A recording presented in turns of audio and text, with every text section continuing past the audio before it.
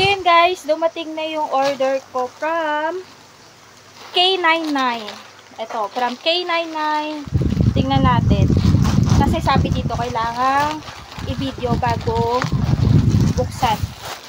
So, ito yung laman niya, dalawa, nakatupi. Ito, this time tama na siya.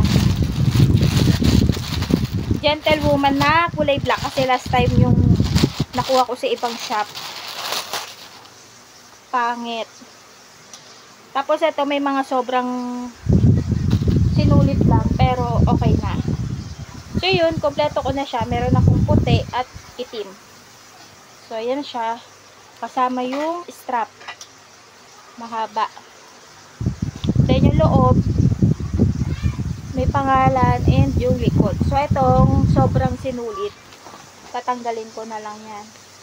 At itong isa, yan, mas malaki to.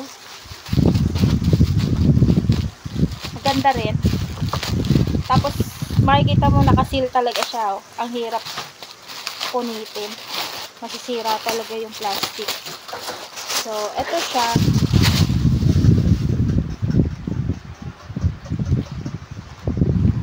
Diba?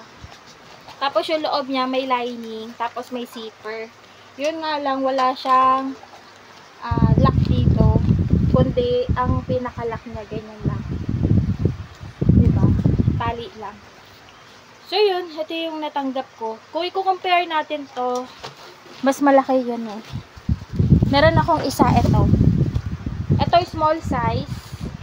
Wala siyang design. Ito may design.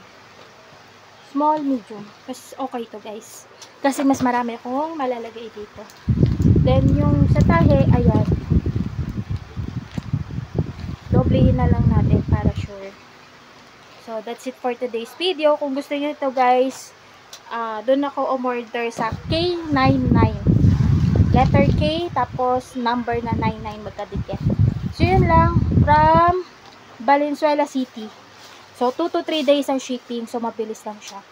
So, that's it for today's video. Bye!